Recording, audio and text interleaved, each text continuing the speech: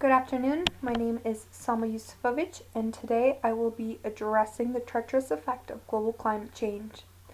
Not only will I focus on the overall environmental issues, including but not limited to the mass influx of greenhouse and vehicle gas emission, water pollution, diminished air quality, and the biological effects of such hazardous conditions that have prompted a multitude of human-related diseases. But I will also be focusing on the impact of such conditions on a local spectrum. The Northeast, primarily the New England region, is predominantly known for its beautiful scenic views, enchanting winter season, and chilling deep waters of the Atlantic coast. However, with a multitude of environmental issues arising over the past 150 years, primarily after the introduction of the Industrial Revolution, we have seen some of the warmest decades on record. Since the late 1800s, New Hampshire has seen an increase of about 1.8 degrees Fahrenheit on average for annual temperature. While the issue of deforestation has also played a large role on flora in the White Mountains, spruce forest abundance has been declining since 1800s, predominantly due to the increase of industrial firms and corporations, as well as the emission of harmful pollutants from vehicles and greenhouse gases. Over the past 100 years, scientists studying the climatic change in Hanover have found an increase of 3 degrees Fahrenheit in yearly temperatures and a 4-degree Fahrenheit increase in summer temperatures. Not only have rising temperatures influenced areas such as the North and South Pole, but also our own local environment. The influx of water due to the extreme weather conditions have prompted glaciers to melt, causing for sea level to rise, something that is quite evident in areas such as Hampton and Rye. While these issues were once merely climatic anomalies, intense acid rain and heavy harsh winters are now becoming a normal characteristic of New Hampshire. Certainly, global climate change has impacted the world, and more locally, our own state. Please stand by as I evaluate the causes of climatic change and propose several solutions to the bigger issue that we are facing during this rising crisis that could potentially harm life for successive generations, not only for human beings, but also for animals and plants. Thank you.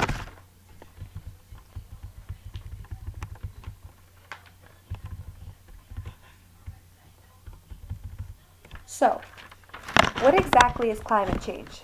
Climate change is an environmental alteration in the usual weather found in a particular location.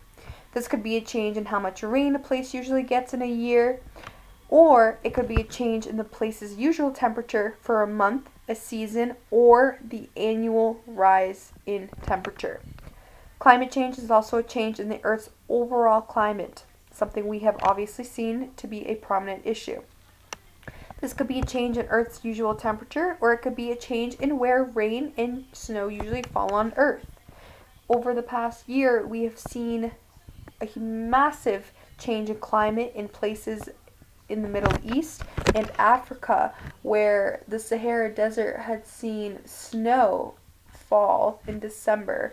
And also in Giza, Egypt, the pyramids were also covered by snow, something that is very different considering that these areas usually have 60, 70 to 80 degree temperatures during the winter months. Also, it could include patterns of temperature, precipitation, humidity, wind, and seasons. Climate patterns play a fundamental role in shaping natural ecosystems. As we can see in New Hampshire, we have a wide variety of animals that live here, such as moose, deer, and a variety of aquatic animals, and human economies and cultures that depend on them. Earth's climate is always changing. There have been times when the Earth's climate has been warmer than it is now, such as following the extinction of the dinosaurs. There have been times where it has been cooler, such as the Ice Age. These times can last for thousands or millions of years. However, people who study Earth have seen that the Earth's climate is definitely getting warmer. The temperatures on the Earth have gone up about 1 degree Fahrenheit in the last 100 years on average within areas. However, there are obviously areas that have been affected even more. This may not seem like much, but such small changes, even of 1 degree Fahrenheit, can have a massive impact on the Earth. Some effects are already happening. Warming of Earth's climate has caused some snow and ice to melt, as I had previously stated, causing glaciers to melt and sea level to rise, which has in turn affected the sea level areas around New Hampshire and Massachusetts, as well as the rest of the Northeast and the rest of the eastern coast. The warming has also changed the timing of when certain plants grow. So, as I had previously said, the abundance of spruce trees in the White Mountains has obviously changed.